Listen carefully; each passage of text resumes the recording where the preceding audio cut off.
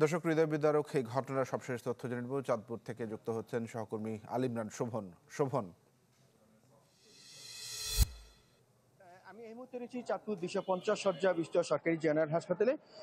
আপনারা ইতিমধ্যে জেনেছেন যে গতকাল চাঁদপুরের মেঘনা নদীতে একটি সারবাহী জাহাজে 7 কর্মচারীকে নৃশংসভাবে হত্যা করা হয়েছে। সেই হত্যাকাণ্ডের পর তাদের লাশ নিতে সকাল থেকেই চাঁদপুর সদর হাসপাতালে স্বজনরা ভিড় জমিয়েছেন।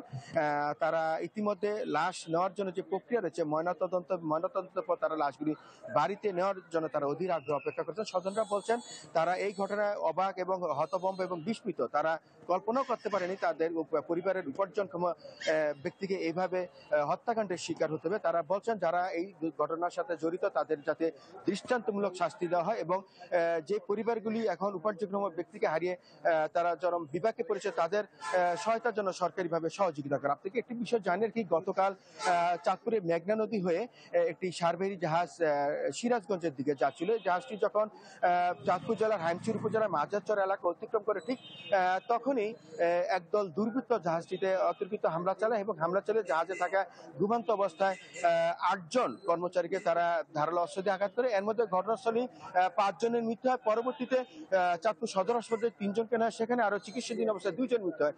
আর একজন বর্তমানে ঢাকা মেডিকেল কলেজ হাসপাতালে চিকিৎসাধীন রয়েছেন। চাঁদপুর নৌ পুলিশ জানিয়েছে এই ঘটনায় মামলা দায়েরের প্রক্রিয়া চলছে এবং শিল্প মন্ত্রণালয় কর্তৃক একটি 4 সদস্য তদন্ত টিম গঠন করা হয়েছে। জেলা প্রশাসক মহোদয় জানিয়েছেন যে এই ঘটনা যারাই জড়িত হয়ে থাকে কেন চাঁদপুর জেলা পুলিশ, কোস্টগার্ড, নৌ পুলিশ তারা যৌথভাবে এই বিষয়টি তদন্ত করে যাচ্ছে এবং দোষীদের বিরুদ্ধে কঠোর আইনানুগ এবং শাস্তিমূলক ব্যবস্থা নেওয়ার কথা তারা জানিয়েছেন। তো এই ছিল চাঁদপুর থেকে সর্বশেষ খবর।